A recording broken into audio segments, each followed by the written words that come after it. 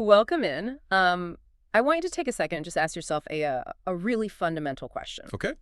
Have you ever wondered what absolute unquestionable dominance actually looks like? Oh, yeah.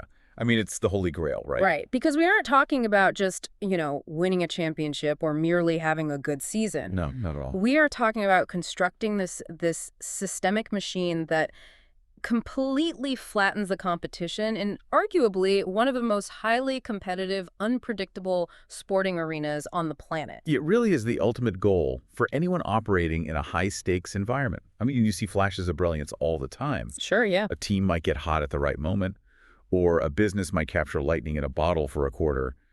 But sustained, crushing dominance, where the opposition basically knows they are beaten before they even step onto the field, Yeah. that is exceedingly rare. Exactly. And so for this deep dive, we are unpacking the specific, highly calibrated anatomy of India's 2026 T20 World Cup victory over New Zealand. Hmm. We're pulling our insights today from a really fascinating document called The Blue Dynasty, India's 2026 T20 World Cup triumph. That's a great breakdown. It really is. And our mission today is to look under the hood of this specific match. We want to understand, step by step, how a team builds a near-perfect winning machine. Right.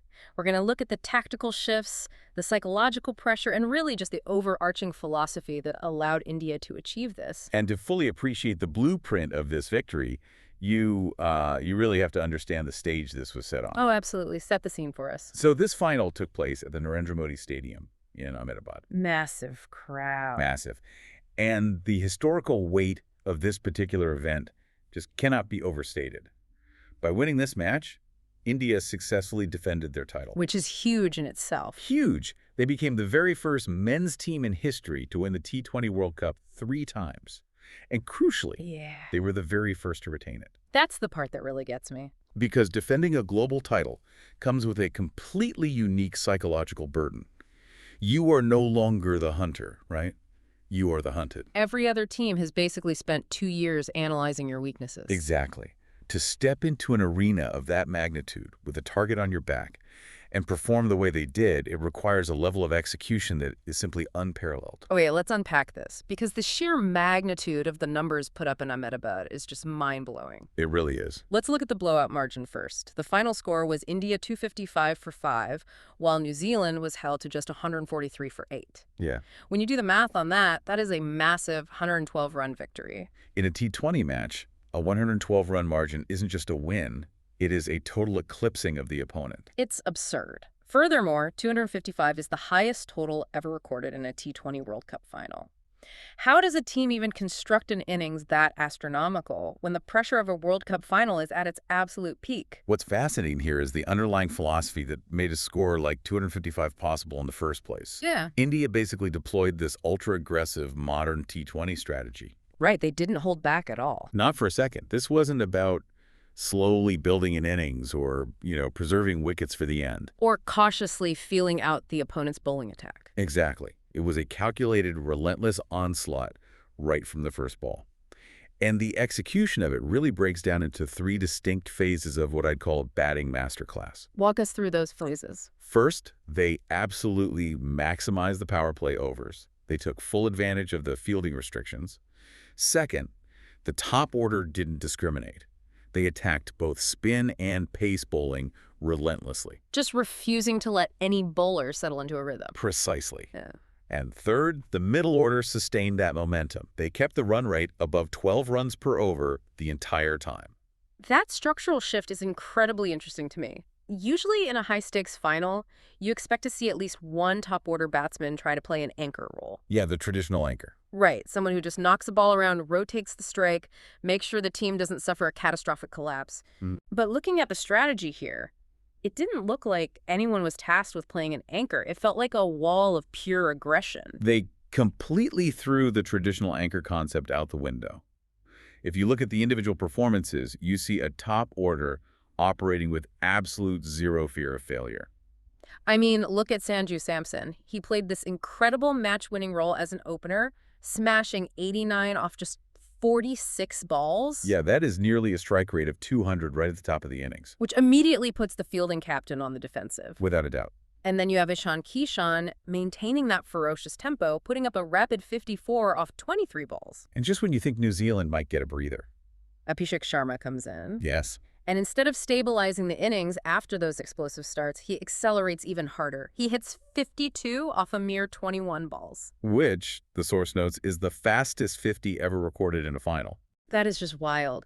To put this in perspective for you listening, it's like a basketball team shooting three-pointers on every single possession, trusting that the mathematics of their aggression will eventually overwhelm the team, relying on safe two-point jump shots. That's a great way to put it. They never once took their foot off the gas to quote-unquote rebuild an innings, like a relay race where every single runner is just sprinting at maximum speed. That analogy perfectly captures the tactical disruption here.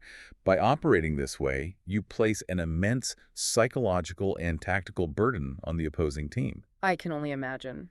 Think about it from New Zealand's perspective in the field.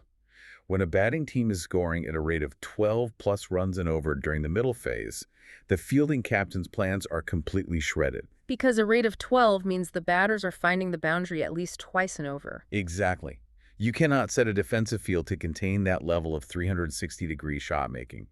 The fielding team has no room to breathe. They have no time to regroup. They're forced to constantly react rather than dictate the flow of the game. Here's where it gets really interesting, though, because putting 255 runs on the board is spectacular. It's historic. It breaks records, it makes for great highlight reels. But scoring runs is only half the equation in cricket. You still have to step out onto the field and actually defend that total. Very true.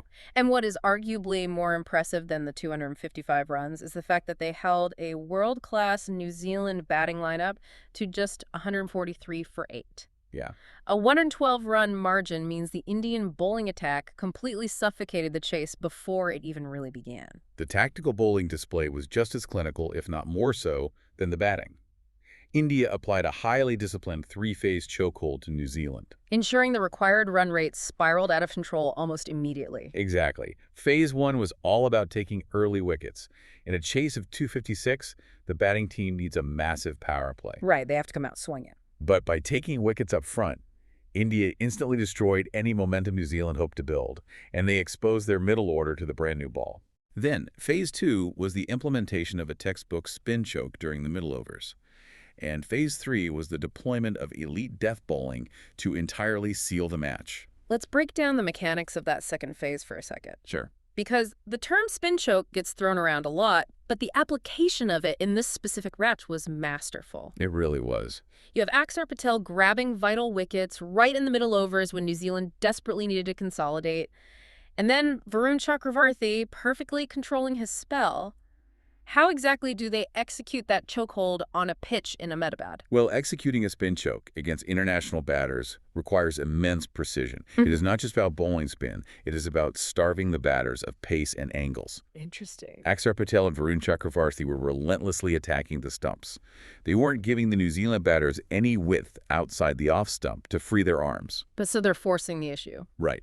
When you bowl stump to stump, you force the batter to either hit straight down the ground where the fielders are pushed back or play really high-risk creep shots. And I imagine they were taking the pace off the ball, too. Furthermore, yes, they were absolutely taking the pace off. In a massive run chase, batters want the bowler to provide the pace so they can just use the ball's momentum to find the boundary. Use the bowler's speed against them. Exactly. So by slowing it down and bowling these tight lines, Axar and Varun forced the New Zealand batters to generate all their own power. Which inevitably leads to forced errors and wickets. Bingo. Which leads us perfectly into the final phase of that defensive strategy, the death bowling. Yeah. When you look at the scorecard, there is one line that jumps off the page immediately. Jasprit Bumrah taking 3 wickets for just 13 runs. It's unbelievable. The source highlights him as the tournament's best clutch bowler, but conceding only 13 runs in a high-scoring final seems almost mathematically impossible. Bumrah's figures of 3 for 13 are the definition of an anomaly in modern T20 cricket. When we talk about elite death bowling here, we aren't just talking about aiming for the toes and hoping for the best. Right. Bumrah was operating on a completely different intellectual level. He was masterfully mixing his pace, deploying these wide Yorkers that were impossible to get underneath. And utilizing his unique release point to disguise slower balls. Exactly. To be that economical and that lethal, in the highest pressure moments of a World Cup final, it requires a bowler who is completely immune to the pressure of the occasion. But having a roster of incredibly talented individuals like Bumrah, Aksar, or Samson doesn't automatically guarantee a championship. Oh, definitely not.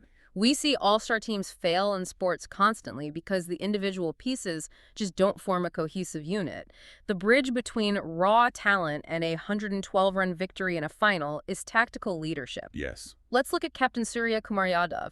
He didn't just hand the ball to his bowlers and hope for the best. He actively drove the tempo of this game. Leadership in T20 cricket is all about making split-second decisions that compound over the course of 40 overs. And his fingerprints were all over this match. Surya Kumar Yadav's tactical footprint was everywhere. As the source notes, he was implementing incredibly aggressive batting orders, pushing his power hitters up the lineup to maximize the run rate. And what about in the field? In the field, he was utilizing attacking field placements. He kept slip fielders in place much longer than you typically see in a T20 match. Which is a huge statement of intent. And he had immense trust in his spinners during those crucial middle overs, backing them to take wickets rather than just trying to contain runs. I want to play devil's advocate for a second here. Go for it. Because setting attacking fields in a T20 match is inherently risky. The entire premise of the format is that batters are looking to clear the ropes. Right. If you bring fielders inside the 30-yard circle to attack, you are leaving the boundaries exposed. You are essentially daring the batter to hit the ball over the infield. That is exactly the paradox of Yadav's captaincy. It is a high-risk, high-reward style of cricket. Yeah. On paper, aggressive batting orders and attacking fields leave you incredibly exposed to a counterattack. If one bowler misses his length, or if one batter misreads the pitch, the whole strategy can just collapse. It's a house of cards. But Yadav's brilliance lies in his ability to make this high-risk strategy work consistently. He took a volatile, knife-edge philosophy and turned it into a reliable winning machine. By ensuring his players had the absolute clarity and backing to execute it without fear of being dropped for making a mistake. Exactly. Complete trust. So what does this all mean? When we zoom out from this single spectacular match against New Zealand, we realized that scoring 255 runs and winning by 112 runs wasn't a fluke. Not at all. It wasn't just a magical evening in Ahmedabad where the stars aligned. It was the natural culmination of brilliant team construction. Right. To execute that high-risk philosophy, you need incredible team balance. They had that explosive top order we discussed, but the safety net that allowed them to play so freely was the presence of multiple all-rounders. Yes, the depth is key. You have players like Hardik Pandya, Shivam Dubey, and Washington Sundar. Combine that depth with world-class death bowling, and you have a team with the structural flexibility to adapt to literally any condition, any pitch, and any match situation. If we connect this to the bigger picture, the scale of this blue dynasty becomes truly breathtaking. It really does. We aren't just talking about a good run of form. We're looking at a completely unbroken reign of dominance across global events. Let's just trace the timeline for a second. Yeah, lay it out. They were the finalists in the 2023 ODI World Cup. Okay.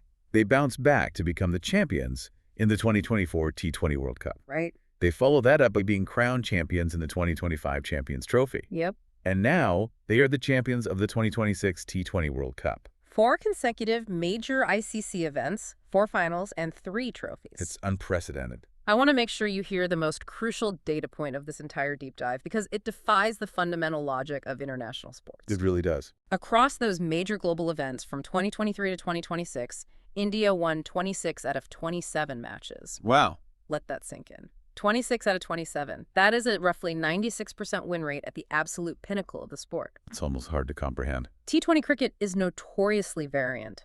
It is a format designed to level the playing field where one single over can swing the entire outcome of a match. Exactly. To maintain a 96% win rate in a format built on volatility is staggering. It is a statistical anomaly, and I think there's a profound lesson there that applies far beyond the boundary ropes, directly to you, the listener. How so? Achieving a 96% success rate in any highly competitive field, whether you are running a startup, managing a complex project, or leading a corporate team, it requires a deeply sound, highly adaptable foundation. You can't just stumble into those numbers. No, you cannot fake a 96% win rate.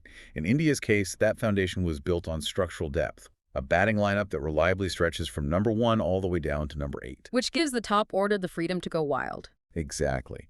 And that's combined with a roster of fearless young players who aren't burdened by the failures of previous generations. Hmm. They built a system that absorbed pressure and converted it into pure aggression. It is just phenomenal to analyze.